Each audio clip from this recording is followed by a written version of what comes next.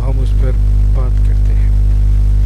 रेगिस्तान की गर्म हवाओं के बीच बसा एक शहर चूरू, बाहर से शांत, लेकिन इसके सीने में दबी है कई रहस्यमयी कहानियाँ। और आज हम आपको सुनाने जा रहे हैं एक ऐसी सच्ची घटना जिसने कई जिंदगियों को हमेशा के लिए बदल दिया है। चूरू के पश्चिमी किनारे पर एक बस्ती है ब्लू सागर। वहीं वीराने में खड़ा एक खूबसूरत लेकिन भयानक घर जिसे लोग आज हॉन्टेड होम के नाम से जानते हैं। इस घर से जुड़ी एक सच्ची घटना जिसमें है एक पार्टी और भटकती आत्मा और भेड़ों की लाल आंख। क्या आप तैयार हैं उस डर को महसूस करने के लिए? तो चलिए हम सीधा चलते हैं चूरू की एक सच्ची भूतिया कहानी पर। राजस्थान के रेत के समंदर में स्थित एक जिला है चूरू। आज हम उसमें घटित एक ऐसी घटना के बारे में बात करेंगे जो रियल लाइफ में घटित हुई। चूरू के पश्चिमी क्षेत्र में एक बस्ती बसी हुई है। इसे ब्लू सागर के नाम से जाना जाता है। उसके आखिर में एक घर है जिसे हॉन्टेड होम के नाम से भी जाना जाता है। ये बात है ग्रीष्म ऋतु की। वो एक अमीर आदमी जिसका नाम सुनील वर्मा है, उन्होंने अपने फार्म हाउस पर एक खूबसूरत सा घर बनवाया और उस घर के आगे खाली जंगल और दूर दूर तक रेत के टीले थे। वर्मा जी ने घर तो बनवा लिया पर उसमें अभी रहना शुरू नहीं किया था। जब भी वो अपने फार्म पे जाते थे तो उसमें ठहरते थे। इसके अलावा पूरे वक्त घर खाली रहता था। वो बात तो आपने सुनी होगी कि खाली घरों में भूतों का निवास होता है। ऐसा ही कुछ इस घर के साथ भी हुआ। वहाँ भी एक भूत ने अपना कब्जा कर लिया था, या यूं कहे तो डेरा जमा लिया था। ये बात वर्मा जी को मालूम नहीं थी और कभी भी वर्मा जी ने वहाँ ऐसा कुछ अनुभव नहीं किया था। सब सही चल रहा था, लेकिन एक दिन कुछ ऐसा हुआ कि वर्मा जी की ज़िंदगी ही बदल डाली। ये बात है 2021 के गर्मियों के दिनों की। वर्मा जी अपने कुछ दोस्तों के साथ अपने फार्म हाउस गए हुए थे। वहाँ उन दोस्तों ने एक साथ मिलकर एक छोटी सी पार्टी अरेंजमेंट की। सभी दोस्त उस पार्टी के अरेंजमेंट में लगे हुए थे। थोड़े ही समय में सभी ने पार्टी की सभी अरेंजमेंट पूर्ण कर ली और सभी दोस्तों ने पार्टी करना शुरू कर दिया। सभी फ्रेंड्स शराब पीना शुरू करते हैं और धीरे धीरे सभी के ऊपर नशा होना शुरू हो जाता है। तभी वर्मा जी का एक दोस्त जिसका नाम अविनाश था खड़ा हुआ और कुछ खाने के लिए किचन में गया। किचन में बहुत सारा खाना रखा हुआ था। किचन की एक खिड़की जो जंगल की तरफ खुलती थी। जैसे ही अविनाश किचन में खाना लेने पहुंचा तो उसे उस खिड़की के बाहर थोड़ी ही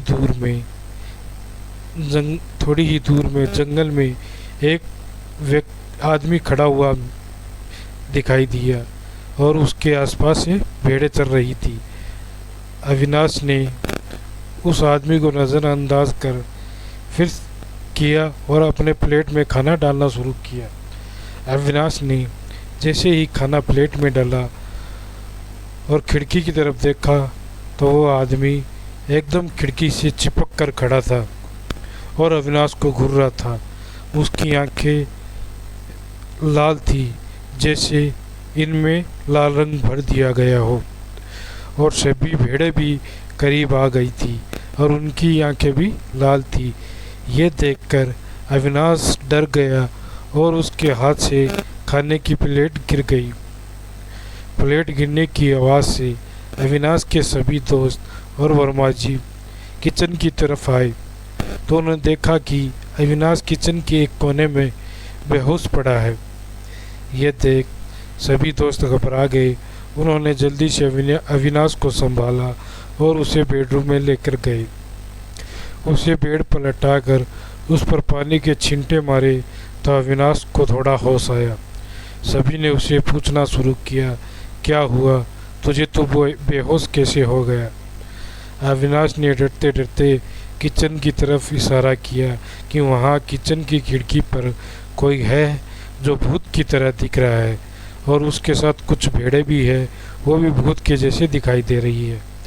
ये बात सुन उसके सभी दोस्त और वर्मा जी किचन की तरफ गए और उस खिड़की से देखना शुरू किया तो उन्हें वहाँ कुछ भी अजीब नहीं लगा। तभी सभी लोग घर के बाहर आए और उन्हें दूर एक जंगल में पेड़ के नीचे वो आदमी और भेड़ें नजर आई। सभी लोग डरे हुए थे और धीरे धीरे उस आदमी की तरफ बढ़ने लगे। तभी उन्होंने देखा कि पीछे से उनका एक और साथी कर जमीन पर गिर गया है। तो सभी ने उसे संभाला और उसे घर के अंदर लेके गए और उसे होश में लाने की कोशिश करने लगे। थोड़ी देर में उसे होश आया तो उसने बताया कि किसी ने मुझे पीछे से इतनी ज़ोर से पकड़कर मारा कि मैं बेहोश हो गया। सभी दोस्त एक दूसरे को देखने लगे और बात करने लगे कि जब हमने पीछे मुड़कर तुझे देखा तो तेरे पीछे कोई नहीं था और तुझे किसने मारा। इस बात से वो सभी बहुत ज़्यादा घबरा गए और डर गए। वो अब जल्द से जल्द इस घर से निकलना चाहते थे। तो वो सभी घर के बाहर आए तो उन्हें वही आदमी घर के मेन गेट के आगे खड़ा मिला और उनके साथ भेड़ें भी थी जिनकी आंखें लाल थी और वो उन सभी को ही घूर रहे थे। यह देखकर सभी दोस्त बहुत ज़्यादा डर कर घर के अंदर चले गए। तभी सभी दोस्तों ने देखा कि वो आदमी और भेड़ें घर के अंदर पहले से ही मौजूद है। यह देखकर सभी दोस्त और ज़्यादा अधिक डर गए और सभी इधर उधर दौड़ने लगे कि कैसे भी करके इस घर से निकला जाए। पर जैसे ही वो किसी दरवाजे के पास जाते तो दरवाज़ा अपने आप बंद हो जाता और घर के अंदर का माहौल भी एकदम से बदल गया। बाहर अच्छी धूप खिली थी और घर के अंदर घोर अंधेरा हो गया। हवाएं अचानक से तेज चलने लगी और उन भेड़ों की आंखें किसी जलते हुए दिए की तरह टिमटिमाने लगी और वहाँ एक डरावनी हंसी सुनाई देने लगी। घर के अंदर वर्मा जी और उनके दोस्तों की हालत बहुत ज़्यादा ख़राब हो चुकी थी। तभी वो आदमी जो भेड़ों के साथ था उसने बोलना शुरू किया, ये घर मेरा है और यहाँ से चले जाओ, दोबारा कभी यहाँ मत आना। और एक एक करके वर्मा जी और उनके दोस्त बेहोश हो गए। जब देर रात तक कोई अपने घर नहीं पहुंचा तो उन सभी के घर वाले उनको कॉल करने लगे और किसी ने भी उनका कॉल रिसीव नहीं किया। उसके बाद सभी फैमिली मेम्बर एक दूसरे के फैमिली मेम्बर को कॉल किया तो पता चला कि कोई उनमें से कोई भी उनका फ़ोन नहीं उठा रहा है। उसके सभी घर वाले उनकी तलाश में फॉर्म पे पहुंचे तो वहाँ का माहौल देखकर सभी डर गए और पुलिस को कॉल किया।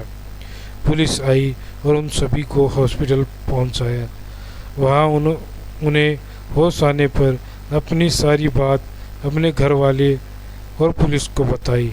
यह बात सुनकर वहाँ खड़े सभी आश्चर्यचकित हो गए। उस दिन के बाद आज तक कोई उस घर की तरफ नहीं गया और वो घर हमेशा के लिए एक हॉन्टेड होम बनकर रह गया। अगर आपको ये कहानी दिलचस्प लगी हो तो वीडियो को लाइक और चैनल को सब्सक्राइब ज़रूर करें और अगर आपके पास भी ऐसी कोई सच्ची घटना है तो हमें कमेंट में ज़रूर बताएं। अगली बार हम आपकी कहानी को भी ला सकते हैं इस डरावनी दुनिया में। तब तक के लिए जय हिंद, जय भारत।